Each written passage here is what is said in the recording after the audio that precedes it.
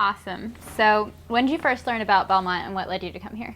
I first heard about Belmont when Cam started recruiting me. To be honest, I didn't know where it was, and I barely knew it was in Nashville, but he is one who recruited me, and that's when I learned about Belmont.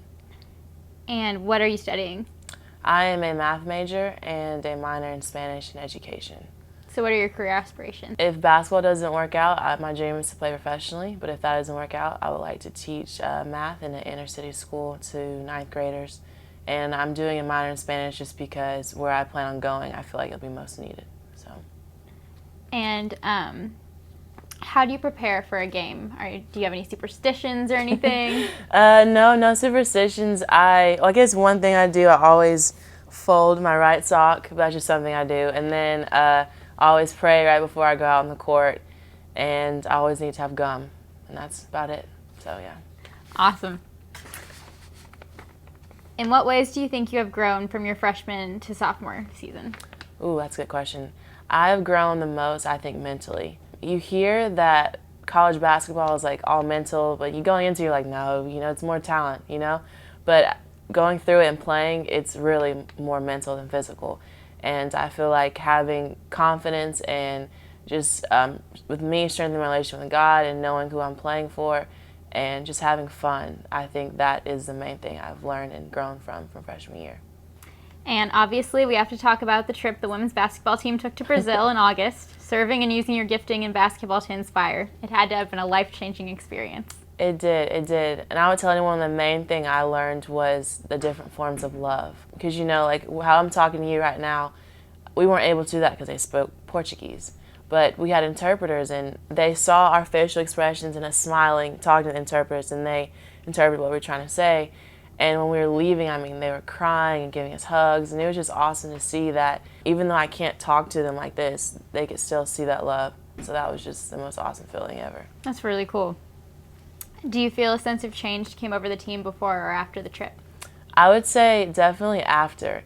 Coach Cam, he thought that we were all going to get tired of each other because, literally we were 24/7 there the whole week and a half. But I would say our relationship just got stronger. On the bus, we were having the most, deep and intellectual conversations ever. It was just incredible. And just now it's carrying over still. We have those conversations, more than just basketball or relationships, just our eternal life. So. And talk about your relationship with Belmont coordinator of sports ministry, Jordan Holm, and how his role is helping your spiritual development on campus. So I was able to go to Sodak, South Dakota, and Jordan was with us. And Jordan is just completely awesome. I'm just happy he's here. He's just someone that I can look up to, but he's also at the age where he understands what we're going through. And I just think he's a great leader and example for us spiritually, and even just how to tackle life. He's just awesome. I can go on and on about him, but yeah. And Channel 4 profiled this, but I'm not sure if Bruin fans are aware that you survived a serious car accident last season. How did your faith in your teammates help you get through that? Yeah, January 4th, I'll never forget that. I was headed to church in the morning, and the main thing I got out of that whole situation was that God's in control. Just really briefly, I'll just never forget in that wreck, there's supposed to be an airbag that come out of the steering wheel, but mine came out and then stopped right there. And there was supposed to be an airbag coming out, I think, of my window, and it stopped.